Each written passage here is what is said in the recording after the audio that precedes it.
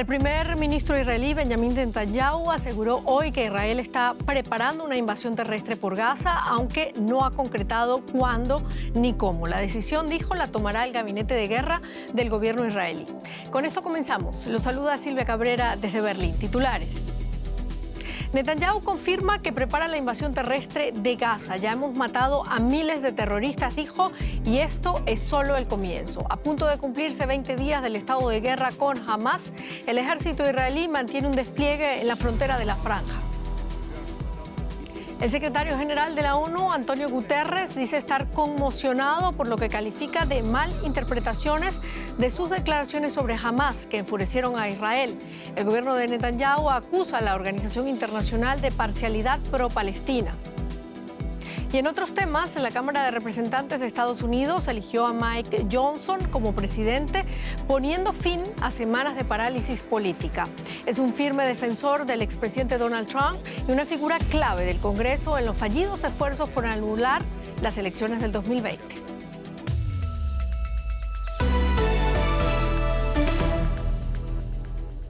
El primer ministro israelí, Benjamin Netanyahu, reafirmó este miércoles que el ejército se prepara para una intervención por tierra en Gaza, pero evitó dar detalles o precisar cuándo ocurrirá, cuestiones sobre las que se ha especulado mucho en los últimos días. Netanyahu volvió a llamar a los civiles palestinos a desplazarse al sur de la franja. Nos estamos preparando para una operación terrestre. No diré cuándo, ni cómo, ni con cuántos soldados. Tampoco especificaré las condiciones que se están teniendo en cuenta, la mayoría de las cuales no son públicas. Y así es como debe ser, es en beneficio de nuestros soldados. Quiero ser claro, el momento de la operación de las Fuerzas de Defensa de Israel será determinado unánimemente por el Gabinete de Guerra junto con el jefe del Estado Mayor de las Fuerzas de Defensa. Dentro del gabinete estamos operando conjuntamente para asegurar las mejores condiciones para nuestros combatientes en futuras acciones.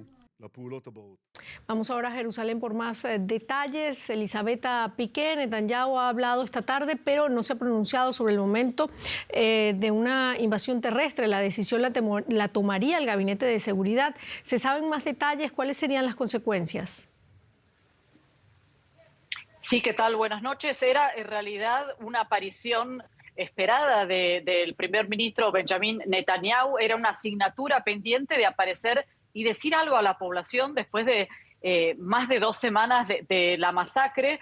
Por supuesto, todo el mundo ya sabe que está demorada esta incursión terrestre. Hay quien dice que es por, en realidad, divisiones internas sobre el plan, sobre si hay plan, sobre qué va a pasar después, sobre el riesgo enorme que significa esta operación terrestre. También se sabe que Estados Unidos le tiene que dar la luz verde a Netanyahu, pero bueno, él, por supuesto, no habló de estas divisiones, sino que dijo que estaban listos para esta incursión, que por supuesto no iba a decir cuándo va a ser por una razón táctica, de estrategia, de no darle al enemigo información, que estaban preparados y, como ustedes antes decían, que la decisión iba a ser tomada en forma unánime por este gabinete de guerra puesto en marcha justamente después de la masacre. Es decir, trató de dar una imagen de unidad.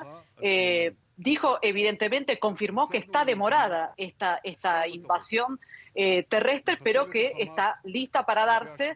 Y justamente la gran pregunta que quiere decir, bueno, este timing, que va a tener que haber consenso para el timing. Pero bueno, él explicó que no iba a dar información sobre esto al enemigo.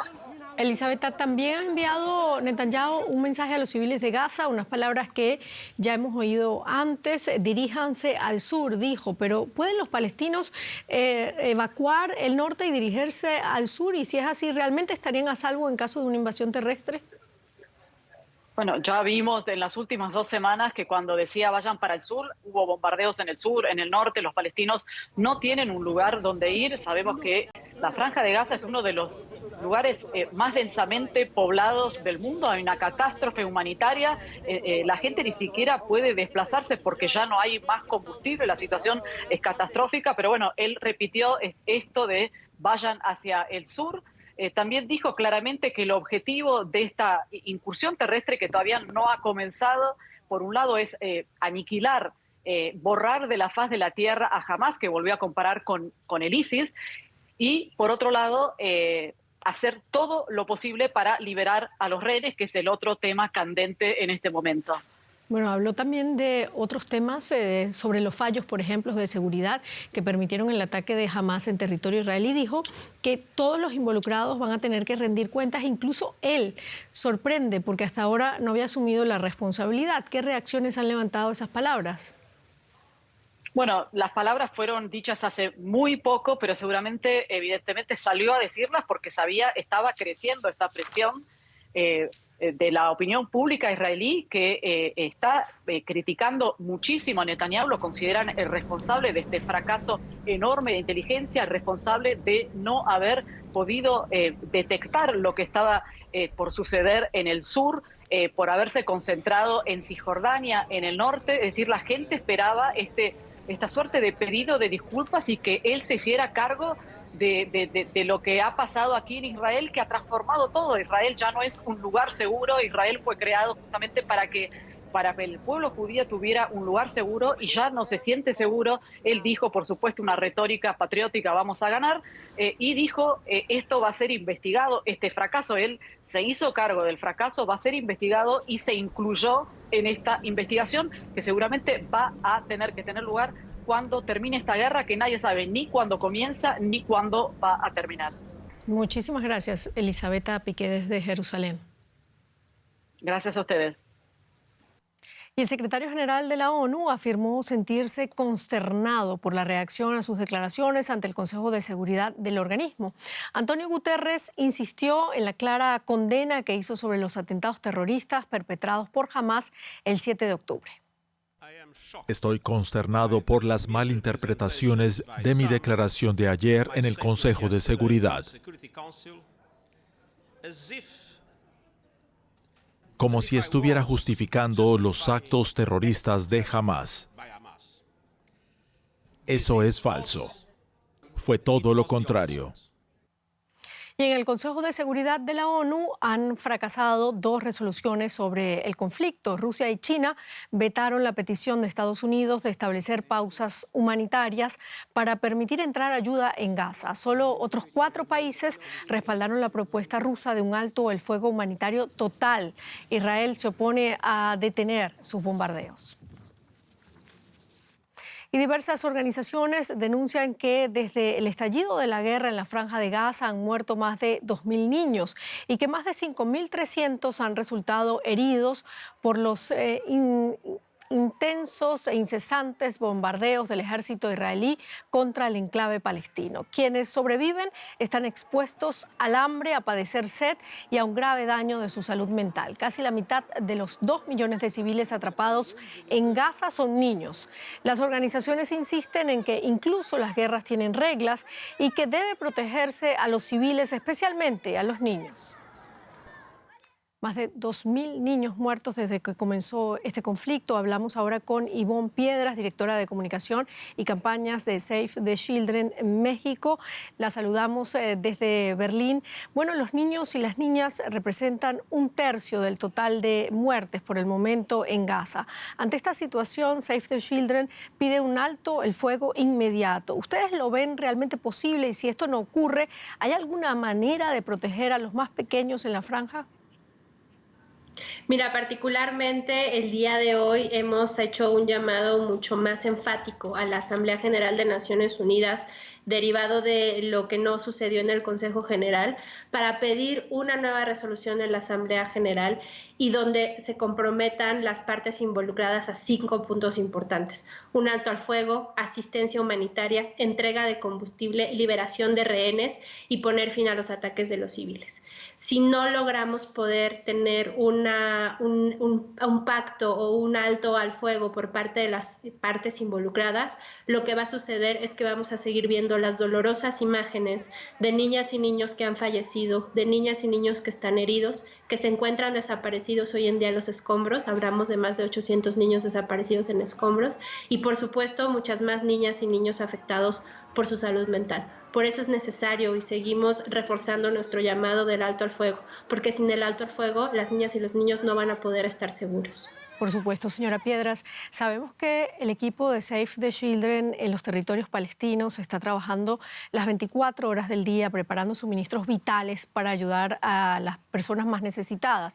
¿Qué están haciendo exactamente? ¿Cómo están llevando ustedes esa ayuda a Gaza? Desde 1953, Save the Children tiene presencia en Gaza. Hasta antes de la escalada de violencia, ayudábamos a 50,000 niñas y niños. Lamentablemente, hoy en día nuestro trabajo se encuentra fuertemente detenido porque ni siquiera podemos regresar a nuestras oficinas. Nuestro propio staff ha tenido que buscar e irse también inclusive para el sur para salvaguardarse. Tenemos testimonios de colegas que han inclusive dormido en las calles y algunas de nuestras operaciones pues muchísimo más claves están detenidas en este momento en Gaza. Sin embargo, en la ciudad de Rafah, en Egipto, tenemos 2 convoys listos para cruzar y esperando para poder llevar esta asistencia humanitaria a quienes más lo necesitan. Hoy en día te puedo decir que hay 71 colaboradores de Save the Children en el territorio palestino ocupado dispuestos a brindar la ayuda humanitaria en el momento en que pueda llegar. Muchísimas gracias por esta entrevista, Ivonne Piedras de Save the Children. Gracias. Bueno, y antes de los ataques terroristas de Hamas, Israel y Arabia Saudita estaban tratando de establecer relaciones diplomáticas por primera vez tras décadas como enemigos. Pero la esperanza de un entendimiento está ahora en suspenso. Una prueba de que las relaciones entre Israel y Arabia Saudita estaban reconstruyéndose. En septiembre tuvo lugar la primera visita ministerial israelí al Reino del Golfo. Unos días después, otro viaje de un ministro israelí a Riad. La visita se produjo luego del discurso ante la ONU en Nueva York del primer ministro de Israel, Benjamin Netanyahu. Aseguró que la paz entre Arabia Saudita e Israel estaba cerca. Creo que estamos a punto de presenciar un avance aún más espectacular. Una paz histórica entre Israel y Arabia Saudita. Los sauditas, sin embargo, sabían que al estrechar lazos con Israel se arriesgaban a contrariar a los palestinos.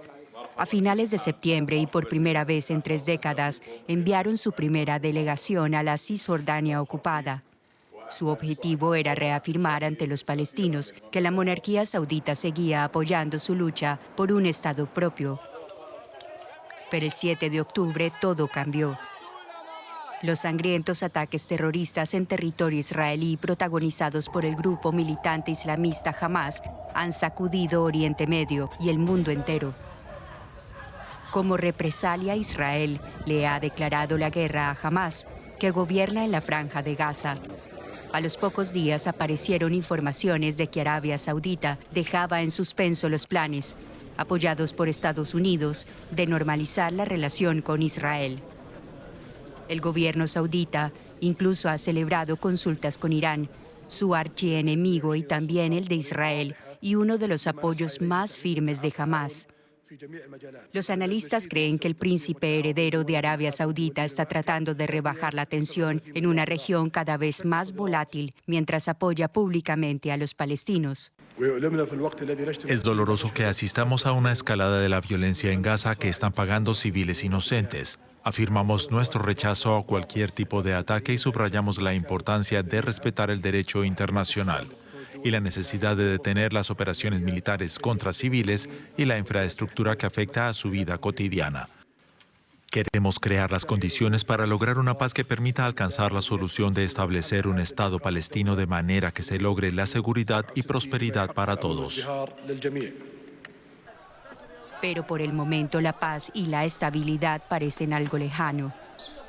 La mejora de las relaciones entre Arabia Saudita e Israel es solo una de muchas pérdidas. Bueno, seguimos hablando de este conflicto en la economía con Paco. ¿Qué tal? Así es, Silvia. La guerra entre Israel y Hamas está afectando ya las economías de esta región. Esta es la advertencia de Kristalina Georgieva, directora del Fondo Monetario Internacional. Durante un foro sobre inversiones en la capital de Arabia Saudí, Riad, Georgieva señaló que el impacto de la guerra ya es visible en las economías de los países vecinos, como Egipto, Líbano y Jordania, que dependen mucho del turismo. Sobre el fuerte aumento de las tasas de interés, Georgieva comentó comentó que se espera que éstas se mantengan altas por un periodo prolongado. El impacto económico ya es visible en los países colindantes con Israel y Gaza. Ampliamos los detalles con nuestro compañero José David Navarro en la Bolsa de Frankfurt. Saludos, José. Uno de los canales por los que cree el Fondo Monetario que se está transmitiendo el riesgo a la región es el turismo, fuente de divisas necesarias en países con problemas, ¿no es así? Hola Paco, ¿qué tal? Así es. Por ejemplo, países como el Líbano, los expertos no creen que soportaría un conflicto directo con Israel en el caso de que el conflicto se ampliase y escalase. Es un país, por recordarles, que tiene una tasa de pobreza de en torno al 80%, donde desde el año 2018 el Producto Interior Bruto se ha desplomado, Paco, a la mitad y donde los ciudadanos tienen que enfrentar tasas de inflación que rondan el 250%. Para este país el turismo es muy importante. De hecho, las compañías aéreas han cancelado los vuelos. Un ejemplo es la alemana Lufthansa hacia el principal aeropuerto, el de Beirut, y eso va a afectar, ¿no?, a la entrada de divisa dura, por ejemplo el dólar o el euro en el país. Otro ejemplo es el de Egipto. No se puede comparar con el Líbano, es una situación un poco mejor, pero los ciudadanos, sobre todo después de la invasión rusa de Ucrania, están muy afectados por el aumento de los precios de los alimentos. La inflación en Egipto ronda el 38% y el país se encontraba precisamente ahora en una etapa de reactivar el turismo después de unos años duros, Paco. José, la directora del fondo, hablaba sobre la guerra entre Israel y Hamás en Arabia Saudita, donde se celebra el llamado Davos del desierto. Allí se concentran empresarios, banqueros. ¿Qué mensaje se transmite sobre lo que está ocurriendo por parte de los directivos presentes? Bueno, la mayoría de los directivos, Paco, transmitían el mensaje de preocupación, sobre todo porque el conflicto se escale, ¿no? Por ejemplo, el director de JP Morgan, Jamie Dimon, hablaba, por ejemplo, de que pedía a Arabia Saudita que continúen en esa iniciativa y esos esfuerzos por establecer relaciones diplomáticas con Israel, un proceso que por el momento parece en pausa. Y el director del Banco Mundial hablaba de que en estos momentos para la economía mundial el principal riesgo son precisamente la situación geopolítica. Hablaba de que es difícil imaginarse una inversión para los empresarios de 10 o a 15 años vista la situación en la que nos encontramos en estos momentos. Gracias, José David Navarro, desde Frankfurt. Y vamos ahora a otro país en guerra. Ucrania afirma que espera recibir otros 1.400 millones de euros de ayuda de Alemania para poder enfrentar otro invierno en guerra. La cifra fue citada por el primer ministro ucraniano Denis Shmyhal durante el Foro Económico Germano-Ucraniano que se celebra esta semana en Berlín. También anunció otro acuerdo empresarial entre el principal productor alemán de armas y una compañía ucraniana de defensa de titularidad estatal. Bajo el nombre de Rheinmetall Ukrainian Defense Industry, el consorcio producirá armamento en suelo ucraniano. Y el presidente colombiano Gustavo Petro, que se encuentra desde este martes de visita oficial en China, se reunió con el mandatario chino Xi Jinping, que afirmó que su país y Colombia elevaron sus relaciones bilaterales a la categoría de asociación estratégica. Ambos firmaron una serie de documentos de cooperación bilateral en varios campos, como inversión industrial, comercio, economía digital, desarrollo verde, agricultura, ciencia y tecnología. Xi prometió además la entrada de más productos colombianos al mercado chino. Por su parte, Petro afirmó que Colombia está dispuesta a alinear sus ventajas regionales y estrategias de desarrollo con la iniciativa de la nueva ruta de la seda. Más noticias. Vamos directamente a Estados Unidos, Paco, porque el Partido Republicano ha elegido a Mike Johnson de Luisiana como próximo presidente de la Cámara de Representantes. El triunfo de Johnson pone fin a 3 semanas de caóticas luchas internas en el partido que habían dejado a la Cámara Baja sin líder y prácticamente paralizada. Johnson, hasta ahora poco conocido, era el 4º candidato propuesto por los republicanos para presidir la Cámara. Se impuso por 220 votos a favor y 209 en contra. Una pequeña facción de derechas contribuyó a la destitución del anterior portavoz Kevin McCarthy. Y sobre este tema hablamos con José Díaz Briceño en Washington. José, la Cámara del Pueblo vuelve a funcionar. Eso fue lo que dijo Mike Johnson en su primer discurso tras ser elegido. ¿Por qué han tardado tanto en nombrar un presidente de la Cámara de Representantes y cuán importante es que se dé justo ahora? 3 semanas de parálisis legislativas donde los comités de la Cámara Baja, así como las legislaciones consideradas en el pleno de ese cuerpo legislativo, simplemente no podían avanzar. Esto ante la ausencia de un presidente de la Cámara Baja y recordemos lo que ocurrió hace 3 semanas en este cuerpo legislativo fue algo que nunca antes en la historia de Estados Unidos había ocurrido. La remoción del presidente entonces Kevin McCarthy por sus propios correligionarios republicanos, y lo que se vivió en estas últimas 3 semanas es la lucha de poder un poco absurda, en tanto que las facciones de la propia mayoría de esa Cámara de Representantes no se podía poner de acuerdo. Pasaron diversos nombres y fue hasta ahora que el señor Mike Johnson se aprestó para tener los unánimes todos los votos de la facción republicana. El presidente Joe Biden inmediatamente respondió asegurando: estoy listo para trabajar particularmente en la ayuda para Ucrania e Israel, que es urgente que pase ese cuerpo legislativo. Bueno, Johnson ha salido elegido en la primera votación en la que se presentaba. ¿Quién es este republicano congresista por Luisiana? Cuéntanos. Así es, de 51 años, hijo de bomberos en la ciudad de Shreveport, la capital de Luisiana, un estado en el sur de Estados Unidos, quien ha sido un abogado principalmente ligado a causas religiosas. Las principales aportaciones que ha tenido en la Cámara de Representantes ha sido una defensa férrea del derecho a la vida, así de estar en contra también de los matrimonios homosexuales. El propio Johnson aseguró que en principio sus primeras prioridades en este momento serían proteger la frontera con México, donde asegura ocurre una catástrofe derivada de la migración irregular y de la entrada de drogas como el fentanilo. Esto da una idea de cómo la coalición republicana en la Cámara Baja se ha virado más hacia la derecha, y quizá justamente los miembros que obligaron a la salida de McCarthy al final obtuvieron un resultado predecible, unos republicanos todavía más prolongados hacia la derecha. Muchísimas gracias, José Díaz Briceño, desde Washington. Y en Argentina, la ex aspirante presidencial conservadora Patricia Bullrich anunció que apoyará al ultraliberal Javier Milei en la segunda vuelta electoral. La líder de la alianza conservadora Juntos por el Cambio aseguró que solo así la oposición podrá vencer al peronismo y a su candidato Sergio Massa. Sin embargo, el desenlace es aún incierto. El anuncio de Bullrich y su partido macrista PRO supone la fractura de la coalición que en 2015 llevó a Mauricio Macri a la presidencia. Otros sectores de esa coalición ya anticiparon que no llamarán a votar por ninguno de los dos candidatos.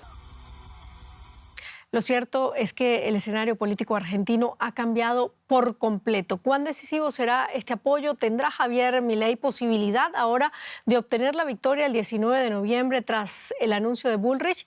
Se lo preguntamos a nuestro corresponsal en Buenos Aires, Alejandro Rebocio. Esto fue lo que dijo. Un escenario donde el peronista Massa obtuvo el 36% de los votos, el ultraliberal Milei obtuvo el 30% de los votos, tienen que llegar al 50%. Juntos por el Cambio obtuvo casi el 24%, o sea, es muy importante su posición, pero ese 24% no va a ir todo a Milei. Hay algunos que votarán a Milei, otros que votarán a Massa y otros que votarán en blanco. Además, bueno, una cosa es lo que digan los dirigentes, los líderes de Juntos por el Cambio y de sus distintos partidos, y otra cosa es lo que termina siendo la gente. En general, la población es bastante poco obediente a lo que dicen los líderes políticos, así que está por verse. Las primeras encuestas que surgen a pocas horas de lo que fue la primera vuelta y mirando esa segunda vuelta del 19 de noviembre, una encuesta del politólogo Manuel Zunino dicen que Massa estaría ganando por 44 a 34%, pero por ejemplo el diario Clarín acaba de publicar otra encuesta donde triunfa Milei por una muy leve diferencia de 41 a 40%. Todavía faltan casi 4 semanas de campaña electoral y ahí veremos lo que finalmente sucede. La Fiscalía venezolana abrió este miércoles una investigación por presuntas irregularidades en las primarias de la oposición. El fiscal Tarek William Saab designó a 2 fiscales para llevar a cabo una investigación por presunta usurpación de la función electoral y de identidad, además de legitimación de capitales y asociación para delinquir.